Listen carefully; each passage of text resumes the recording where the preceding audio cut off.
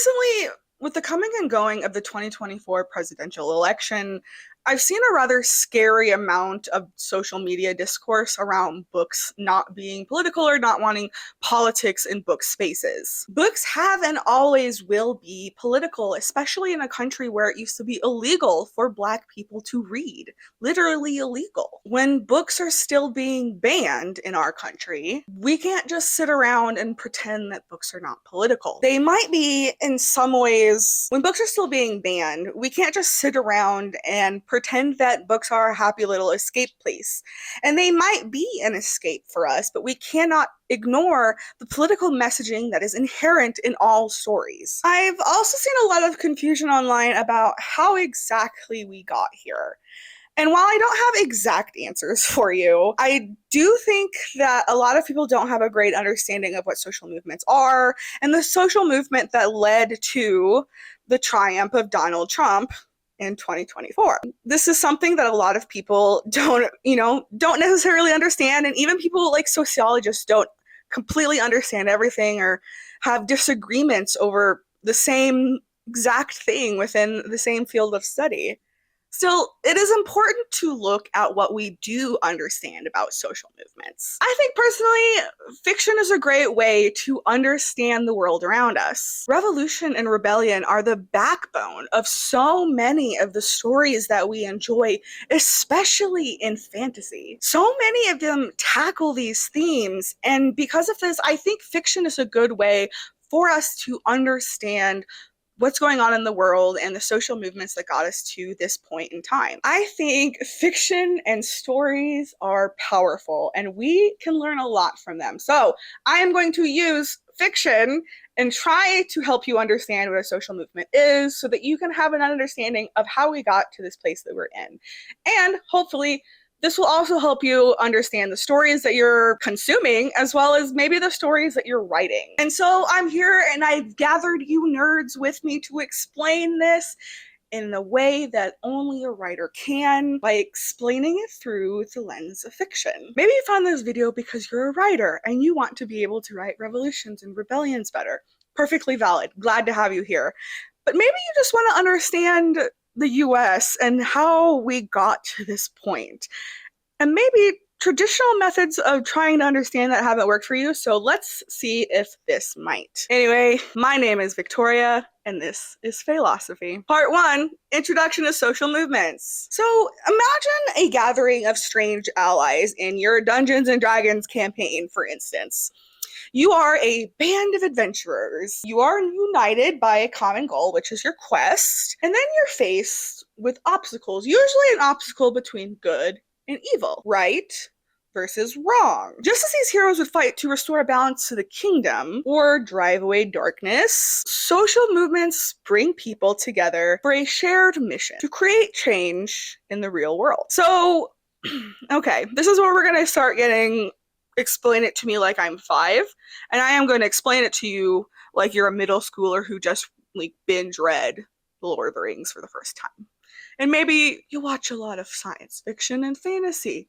Hey, we're going to learn. And sociologists define a social movement, so they're describing an organized effort by people who share a vision of change. But defining a social movement is not so simple, and everyone seems to have their own definition and perspective of what exactly a social movement is, which is fine. But I think in its simplest form, we can think of a social movement as a collective, organized effort aimed at achieving or resisting change. So much like the Fellowship of the Ring, social movements have a purpose beyond personal gain. They seek to change society itself, and that can be done through social, political, or cultural means. So the word movement suggests a journey forward, a kind of battle with barriers where every action is a step towards a different world. Part 2, types of collective action. In magical realms, gatherings of people often tend to vary by purpose and intensity. Sometimes these are spontaneous celebrations, a festival of lights, a gathering for the summer solstice. Perhaps it's an old hobbit's 111th birthday. At other times, there are grand councils where leaders across the land come together to make weighty decisions. And vast armies gather under, a big charismatic hero to face a common threat. In the same way, sociologists see different kinds of collective action with different unique purposes. We're going to go over a couple of those. So first of all, we've got crowds. And crowds, I think, are really easy to understand. You think of a crowd as a spontaneous gathering, like filling the town square when a traveling bard arrives. Crowds are temporary and brought together by a momentary shared focus. They are like townsfolk at a festival. They're together for a very short period of time. They're kind of swept up in this collective experience, and then they disperse. Now, on the other hand, we have publics. Publics are a little bit different and not as easy to understand. I think we all know what a crowd is, but what is a public? Now, imagine a public as a group who aren't necessarily gathered physically, but they're bound by common interests like secret societies or guilds discussing their craft. These are groups that exist through shared ideas and passions, even though they may never meet in public. These are groups that exist through shared ideas and passions, even though the members may not necessarily ever meet. So a public could be like people who are secretly discussing rebellion under a tyrant king. All the people who are discussing rebellion may not necessarily know each other or get together, but there are different people all within that public who are part of the same movement. Next, we've got masses. I love the masses. Masses are like the following of a legendary hero or an infamous god. Masses are connected by reputation and shared stories rather than direct interaction. And then, of course, one that I think we're all very familiar with, fads and trends. In every world, there are fads and there are trends. And they all captivate attention for a short period of time. Like a trend in potion making, or, the latest TikTok trend. For as long as we have TikTok. These are temporary fascinations, like a comet just kind of quickly going through the sky. It's beautiful, it's there, it's gone. They're intense, but fleeting. Finally, social movements themselves are organized forces that band together, guided by a cause or a vision. Unlike other forms of gathering, social movements have a clear purpose and goal that unites them across time. So each of these forms of collective action mirrors what we see in realms of fantasy. And together they help us understand how people unite and create change in the world. Part 3, categories of social movements. Quests take many forms. All our quests are a little different. Some petition the king for justice and change in certain laws, while others are full-on acts of rebellion that overthrow corrupt rulers and defend the enchanted lands. Just as every quest has its own unique path, social movements fall into distinct categories based on their goals, strategies, and scale. So let's focus on 3. The first one that we're going to focus on is reform movements. So what is a reform movement? So a reform movement is reform movements are like pleas from wise villagers. They're asking a fair but distant rulers to right a small injustice, like lowering taxes or protecting local lands. These movements seek to change the system bit by bit rather than upending the entire thing. For example, in Dragon Age Inquisition, a game that got me through some really tough times, the player character of the Inquisitor is trying to stabilize the world because it has a tear in the veil. They are not initially trying to overthrow any corrupt systems or change anything in the world. They're just trying to close the veil. They're just trying to keep this hole in the sky from destroying everything. Overall, the Inquisition works within Thedas. In the Hunger Games, Katniss becomes the face of a revolution against the Capitol and their oppressive regime. The districts do not unite to reform the Hunger Games or the Capitol. They want to overthrow the Capitol entirely. They want to end the games. Revolutionary movements, like the revolution in Panem, seek to dismantle power structures and build a new system out of the ashes of the old one. Then there are resistance movements. Resistance movements are the last defenders of a way of life under threat. These are not movements that are built to rebel or start a revolution. These are movements built to protect. They are there to protect traditions and defend their lands from outside forces. They are the hidden elves fighting to protect hidden forests, or the guardians of sacred sites standing against an encroaching empire. In In Avatar: The Last Airbender, the Fire Nation controls much of the world. Many within the Earth Kingdom and the Water Tribes band together to try and resist the control of the Fire Nation. They often lack the resources to strike directly at the Fire Nation, but they will band together with their people against Fire Nation control. So each of these types of movements have their own strengths, weaknesses, pros, cons. They have their own strengths and purposes. Each social movement works in its own way to bring about or resist change in some way. For motivations for participation, I want you to picture the call to adventure. A horn sounding from the mountains, the Horn of Gondor perhaps, or maybe you get a message from a mysterious stranger. Heroes answer these calls for different reasons. Some seek vengeance.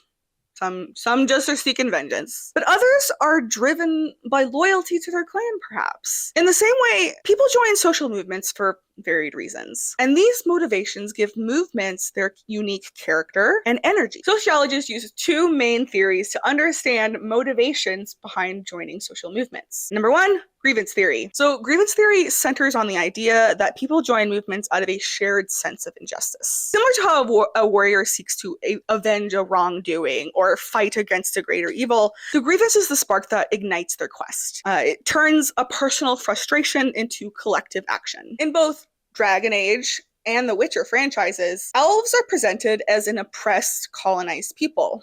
I also do this in my book, The Painted Woman, which is, if you're into romantasy, you should check it out. Yeah, so elves are oppressed people, essentially, in these stories. In The Witcher, the elves of the Scoia'tael band together through the common grievance of living under a brutal, systemic situation that's not super great. And similarly, in Dragon Age, the elves in Orlais have formed an underground movement to try and fight against their oppressors. They are, again, brought together by shared grievances. In Dragon Age, they are forced to live in alienages, which are basically elven ghettos, and they don't have the same rights as humans. In both The Witcher and Dragon Age, elves share centuries of oppression and marginalization. They share centuries of violence and loss of homeland. These are very powerful grievances, and it unites them towards a single cause. Next, we've got identity theory. Identity theory focuses on the idea of shared belonging and purpose, like a clan united by ancient bloodlines or a guild bound by honor. People join movements because they see themselves in a cause and they feel kinship with those around them. The shared identity strengthens their sense of purpose and gives them courage to take action. In Game of Thrones, the wildlings or the free folk see themselves as a very distinct group of people who are fighting to maintain autonomy and safety in a world that is very hostile to them. They share this identity as the free folk, which is a contrast to the more feudal society of Westeros. And this collective identity as the free folk helps guide their rebellion against the Westerosis in the south, as well as the existential threat of the Night King and the White Walkers. Together, grievance theory and identity theory reveal very deep and personal reasons why people would join social movements. Just as heroes in a fantasy might be driven by a shared cause towards a goal of defeating evil, activists in the real world are motivated by grievances in the world around them. And their identities help give them strength in this fight. Part 5. Core theories of social movements. Imagine a magical guild where scholars have gathered around to debate and argue for the best way to bring peace and stuff to the realm. Each scholar represents a different and unique school of thought, and each of them have different ideas on how they're going to succeed in the quest. There's the strategist who insists on gathering allies and resources, the visionary who believes in waiting for the opportune moment, and then there's the bard who, I don't know, knows the power of storytelling. What do bards do? I love you, bards. Never change. Just as these scholars bring unique approaches to the quest, sociologists bring different theories to understand how movements succeed or fail. So let's talk about the sociological theories behind social movements and the the reasons why they exist. First of all, we're going to talk about resource mobilization theory. Resource mobilization theory, or RMT. So resource mobilization theory is like the strategist in the guild who insists on collecting all the right artifacts. They want to make sure that we have all the right allies, and they need to make sure that we have all the right provisions before we start out on this quest. So this theory would argue that movements are not just successful because people are passionate, they are successful because we have mobilized the right resources, whether those resources are in the form of allies or physical goods. So it doesn't matter if it's gold or magical relics or skilled companions to join you on your quest. There are resources available and you're making use of them. In Vox Machina Season 1, our heroes spend a great deal of time trying to gain allies in their quest to overthrow the Briarwoods. The Briarwoods, however, didn't come to power out of nowhere. They spent a great deal of time gathering resources and allies in order to make themselves in charge. Briarwoods didn't come to power out of nowhere. They spent a great deal of time building real relationships with people, building networks, creating allies, gathering resources before ultimately taking over Whitestone. They probably would never have been able to do this unless they utilized the resources around them. Next is political opportunity theory. So political opportunity theory is like the scholar in the group waiting for some prophesied moment, some alignment of the stars to happen before we can act on our quest. Because the stars align, the enemy is at our weakest, and that would be the opportune moment to strike. This theory suggests that movements are more likely to succeed when we strike at politically opportune times. So like, if public sentiment were to shift under a ruler or something. In Star Wars, the Rebel Alliance takes advantage of overreach by the Empire in order to find politically opportune moments to strike. The creation of the Death Star creates this like focal point for them, one specific thing for them to rally around. They know that destroying it would cause a massive blow to the Empire. Under political opportunity theory, the rebellion will wait for the best politically opportune moment to strike. And in this case, they have to wait for the right moment to strike at the Death Star because they know it's gonna knock some wind out of the Empire. And then next, my personal favorite, framing theory. I like to think of framing theory as embodied kind of by the bard. Like I said, love you bards. The charismatic bard will spin tales of epic quests, and they will frame things in a very specific way. This theory argues that the way a movement presents its goals, or the framing, can make or break its success. A well-crafted message can capture the hearts of the people. Framing is a vital part of a movement's messaging, and framing something in the wrong way could have catastrophic consequences for a movement. There's no better example of framing than Jaskier in The Witcher, or Dandelion for book and video game fans. So Jaskier frames the adventures of Geralt in specific ways in his songs. Geralt's actions are, in the actual moment, usually very morally gray, but Jaskier always frames these actions as heroic. And this framing greatly impacts the way that the people see Geralt of Rivia. Even though his actions may not be morally right or wrong in that moment, the framing of these actions changes public sentiment and public perception. I think this highlights how public perception and framing can really build or tear down support for a movement or movement behind a specific person. And then there's new social movement theory. Okay, well, my camera died and now I'm back. Okay, where was I? So for new social movement theory, let's think of those elves that we were talking about before, who are often trying to protect their land or their culture. New social movement theory would focus on individuals value their identity and lifestyle over traditional battle tactics, I would say.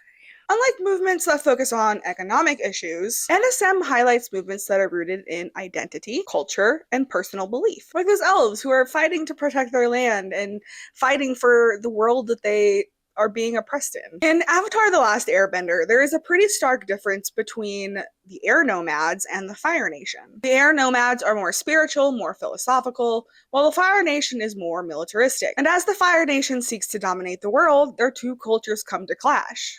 I have a visitor. So Aang's journey is not just a political journey, but a cultural one as well. Aang seeks to embody the air nomad culture and revive their identity. We especially see him do this in Legend of Korra, particularly with his son Tenzin, who is the only one of his children that inherited his air nomad powers. His fight to reestablish his culture is very much in line with New Social Movement theory, where for the most part, the focus is on sustaining cultural and spiritual identity in the face of one's oppression. Part 6, Tactics and Strategies for Social Change. Mwah! So in fantasy narratives, heroes often use a range of tactics to defeat their foes. This can be anything from stealthily breaking into a castle to more grand magical battles. Social movements work in very much the same way. They choose tactics that match their goals and resources. Some movements might use more diversionary tactics like sending in a rogue to slip through the shadows, while others rely on more powerful speeches that echo through the hearts and minds of the people that are listening to them. Each tactic has a role, just as each hero in a party brings a unique skill to the quest. So let's look at the 4 most common types of tactics. So disruptive tactics. Think of disruptive tactics as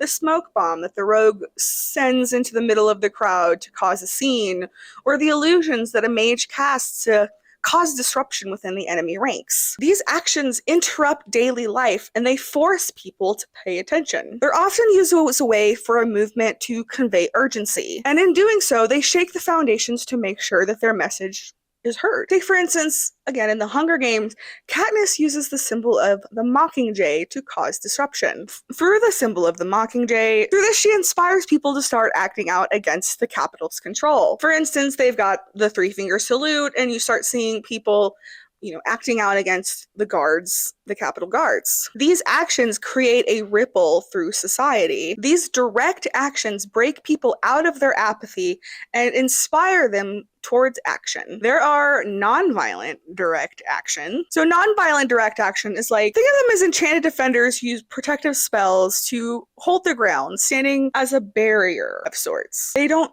raise a weapon. These tactics include peaceful protests, marches, boycotts, and they are basically aiming to create change through moral persuasion, not through force. So we're going to go back once again to Avatar: The Last Airbender. And we see in Avatar: The Last Airbender the Earth Kingdom and a lot of the villagers and the way that they stand up against the Fire Nation. They use things like boycotts to send a message to the Fire Nation, and they refuse to send them taxes or goods. These tactics tend to rely more on moral persuasion rather than acts of violence, but they demonstrate the power that nonviolence actually has. Social movements use more peaceful tactics to make demands without resorting to aggression. Of course, they do sometimes resort to aggression, which we'll get to in a little bit. But before that, we're going to talk about media and messaging. Now, media and messaging, I think that one's a pretty easy one to talk about in normal terms, but we're gonna talk about it in theme with the rest of the video. Media and messaging tactics are like the songs of bards. For instance, they're spreading tales of heroism and injustice across the land. These tactics use storytelling to reach a broader audience, and they spread the movement's messaging. In the real world, this can be through social media, speeches, viral campaigns. One fantasy example is in House of the Dragon Season 2, where we see Missaria convince Queen Rhaenyra to start a sort of whisper campaign to gain the hearts of the people of King's Landing. The people of King's Landing are currently shut off from the rest of the world due to the gates being closed because of the war. They're starting to run out of food. The only food that they have to go fishing for. So from Dragonstone, Queen Rhaenyra sends little boats full of food and aid for the people of King's Landing. And this in turn gets people to start paying attention to her and start seeing her as more of the legitimate heir, because she is the one that is sending them the aid. So by doing this, she's sending a message to them. So for at least a moment, people start to take her side. And then, of course, there's violent direct action. Some movements turn to violence as a last resort, although it's not always a last resort. These tactics are often highly controversial, and they usually face some sort of intense backlash, but in certain cases, movements will determine that these actions are incredibly necessary. In most iterations of the X-Men, our boy Magneto, you see him? You see this? Our boy Magneto here. Magneto, the love of my life, is cast as a villain in most cases, or at best an anti-hero, in part because of his willingness to engage in violent direct action. He has experienced the horrors of oppression firsthand, first through being a Holocaust survivor, and then because he's a mutant in a world where mutants are incredibly stigmatized and oppressed by humans. His actions are driven by a desperate need to defend his people from extermination. And no matter how controversial and no matter how destructive, he's going to do what Magneto is going to do. These tactics tend to highlight the lengths at which a lot of people in social movements are willing to go, particularly when peaceful methods fail. In Magneto world, peaceful negotiations with humans often do fail, and his violence stems from the radical belief that certain measures are necessary in order to secure the freedom and safety of his people. And he thinks this because other methods have failed again and again and again. All right, part 7. Successes and failures in social movements. Sometimes movements do achieve their goals, and other times they're led astray. They may lose their way, or they face obstacles that are too much for them to overcome. It could be heroes getting caught in treacherous court politics, or they could have split rivalries within their ranks. Just as every quest can end in glory or defeat, social movements face factors that determine whether they thrive or whether they falter. We've got political alliances. Success in social movements often depends on whether or not members can forge alliances with powerful figures. This is like bands of rebels securing support of an ancient wizard or a noble house. Political allies provide resources, protection, and legitimacy, making it easier for movements to achieve their goals. Keeping with the X-Men, for example, since I'm already there, Charles Xavier and Magneto, while friends in many ways, are often at odds, they're often at odds, to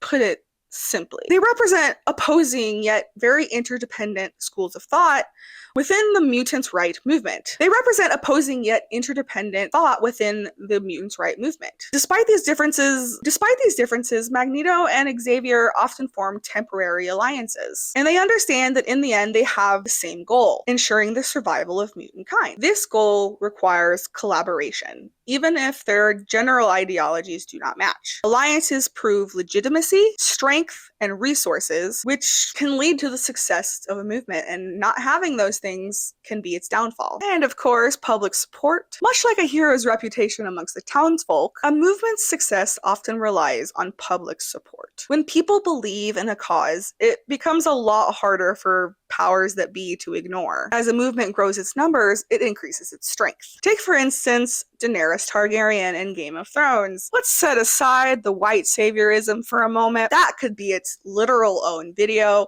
and let's focus instead on the fact that she does, in fact, gain a lot of public support. Early on, she gained support by overthrowing the masters and freeing slaves like the Unsullied.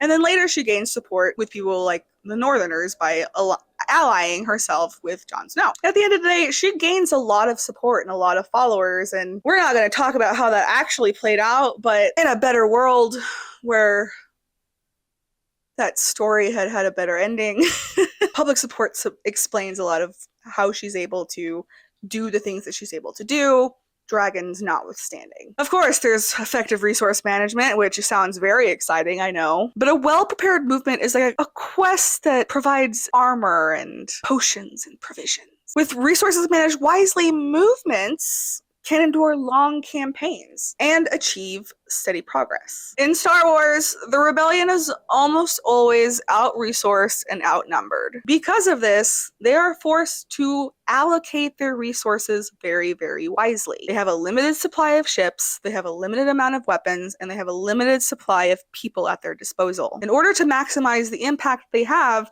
to be very strategic about the resources that they use and manage them effectively. And of course, none of this matters without clear and achievable goals. A movement with clear goals is like a quest with very refined, very clear objectives. That objective could be retrieving an artifact or defeating a specific foe. When movements have focused goals, they're more likely to maintain momentum and reach their targets. We're gonna throw back to a childhood story here, but let's think of the Knights of the Round Table and King Arthur. In most Arthurian tales, the Knights of the Round Table have very clear objectives. They have to retrieve the Holy Grail, or they have to protect Camelot from some sort of threat. These focused missions give them purpose and direction, ensuring that when they fight, they do so unified. In Lord of the Rings, very clearly, the quest is to destroy the One Ring, throw it into the fires of Mordor, and get rid of it. In the Hunger Games, The goal is to destroy the capital and get rid of the games. Social movements thrive when they have very specific goals in mind. Of course, no matter what you're doing, it is important to have flexibility and adaptability. Think of your latest D&D quest. Particularly if you're a DM. Usually you have to adapt a little bit, right? The perils are always changing, people are always making different decisions, and the outcomes are always going to be different. The ability to change tactics keeps a movement alive and ready to face unexpected challenges. In the MCU's Avengers, the team frequently faces enemies that they are forced to adapt in order to overcome. They have to adjust their strategies based on the threat that is in front of them. In the first Avengers, the threat that was in front of them was Loki and his quest to become king of the world. And then, of course, they have to pivot a little bit with Age of Ultron, in which this is not someone who's trying to be king of the world. This is someone who's trying to destroy humanity. That requires a different tactic. And of course, they get defeated by Thanos in Infinity War, and they have to completely change and adapt and be flexible in order to defeat him in the future. And for a while, they don't adapt, and they're not flexible, and they don't defeat him there's a good 5 years between movies. Without some form of adaptability, the Avengers would have never been able to defeat Thanos in the end. On the other hand, failure is common, and failure can arise for a lot of reasons. This can be from internal conflict, repression by authorities, or just simple exhaustion. Think of the hero that has been run down by years and years of battle and they just don't have it in them to keep going. These setbacks can show how challenging it is to achieve victory, no matter how noble your intentions. In Captain America Civil War, the entire team is divided by internal conflict, and it ultimately leaves the Avengers, to fall apart. No matter how noble the intention of Team Stark or Team Cap, the entire team is pitted against each other. Their inability to reconcile their differences tears the group apart. Ultimately, it weakens them as a collective. In Part 8, Stages of Social Movements. Just as every story or epic quest has stages,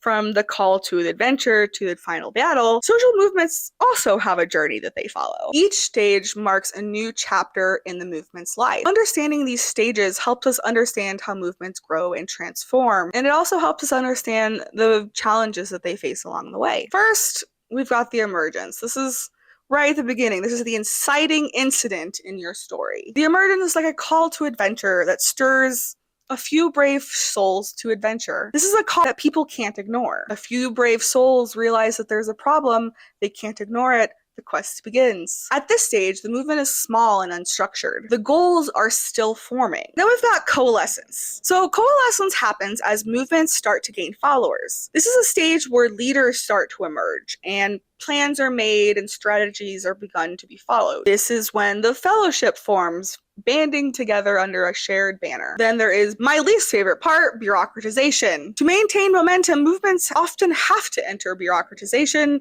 because becoming more organized establishes a hierarchy, and establishing a hierarchy often means they function better. This is like a guild or a stronghold where roles are defined, resources are managed, and the movement takes a more professional structure. I think this one is most easily exemplified by the rebels again in Star Wars, because they start out as like scattered groups of rebels, but over time become more militarized, have more resources at hand, and have like an actual military structure rather than just a group of people that are fighting against the Empire. Bureaucratization does provide some stability, and this does allow for more large-scale operations. Of course, there's the decline. Every journey has its end. And for social movements, this is usually the decline. A decline doesn't necessarily mean defeat, and that's important to remember. It can be the peaceful end to a quest, or the natural winding down of your D&D campaign. Decline might come from success, but it also might come from repression, co-option, failure, and straight-up burnout. And then, of course, what everyone wants in their social movement, the success of the social movement. This is when the movement has achieved its goals. This is when your heroes return from their quest victorious. This is when the Fellowship cast the ring into the fire, they come back, Aragorn becomes king. Then there is repression, when the dark forces are fighting back. And they're real good about it, too. Essentially, repression is when authorities suppress the movement to the point when it can't exist anymore. There's co-option. This is where leaders are absorbed into the system that they were once fighting against. Kind of like the hero who was fighting against a corrupt king becoming part of the court that he was fighting against this entire time. There's straight up failure. This is when the quest was too difficult.